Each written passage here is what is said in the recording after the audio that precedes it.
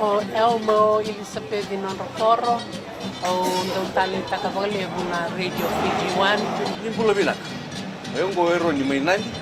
Ndong talenta kana varro ngana ndomo bitu na Radio Fiji One. Set. Oya welina kumaimbulu mayobe ambotele. Ndong talenta kana varro ngana Radio Fiji One. Na ndomo bitu na wonga ni biyani. Bola na dango tsetsa bala Wanga Jackson nandi kima mindo talenta kana varro ngana Radio Fiji One. Na Radio Fiji One na ndomo bitu na wonga ni biyani.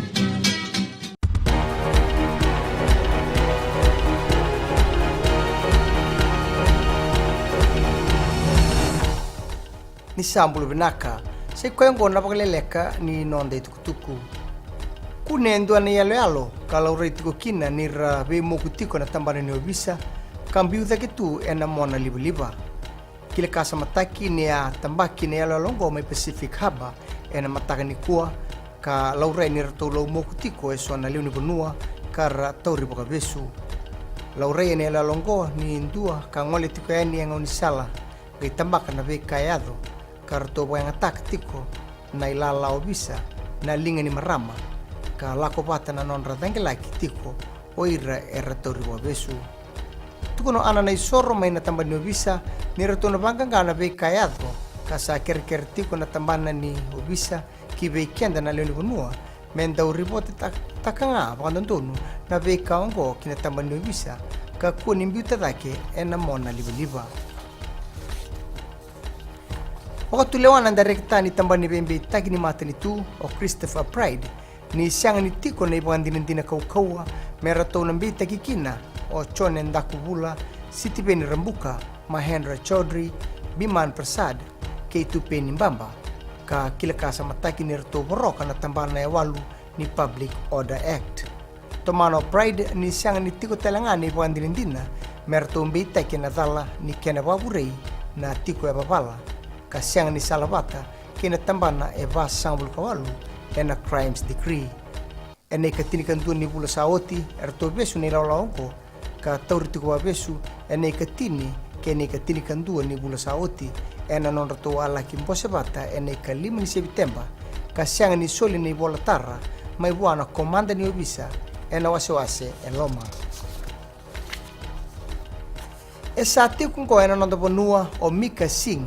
endua nandau langa sere ka ndau ni budu rongolevu mai India o Singh endua na popstar mai India ka na mai varita ka beira nandau ni beto ko ni biti e sona sere ni beba marutaki e suba ki nandi ena madongo ndua ne wili levu ni leno bunua e rosota ya ni na rara levu ni wangabuka mai nandi ena mataga ni kuwa mera kinda baki kwa kara langata endua na nona sere subha honi na de kina gito wakanda itaka nando ni wabulidi ni ragabi lewetini kalima ni nonda bonua o John Maki ni sa na sianga ni gito o Joshua Tuisoba ena buku ni mabo Tuisoba ena ngauna rato gito tiko kina ena nona kalabu ni ragabi mai baranise e kayo Maki ni na rawa ni Besuso Mitaki o Benito Masilebu mebaka ni tiko na adana ena non-traveling reserves na Flying Fijians ena sota kena Barbarians mai na timu ni Ingilandi ke na timu ni Chavani na bula meongo mai Londoni mai dabekir na boleleka ni nonde tukutuku ninge na makamai na kena matata na Bula FM ke na Radio Fiji One ni boy naka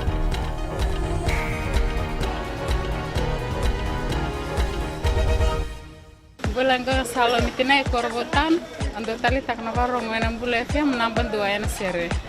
Dolvina gua saukuru todo talita kana Bula FM nimbula narango labinia to ken korro ena kasi ando bakro ngan Bula FM namban dua ena sere Bula binaka ya makereta menandi Nesbea no Bula FM namban dua ena sere Ba korbo ta sanga talento na station ni rolerua namban dua ngan Bula FM namban dua ena sere Bula FM namban dua ena sere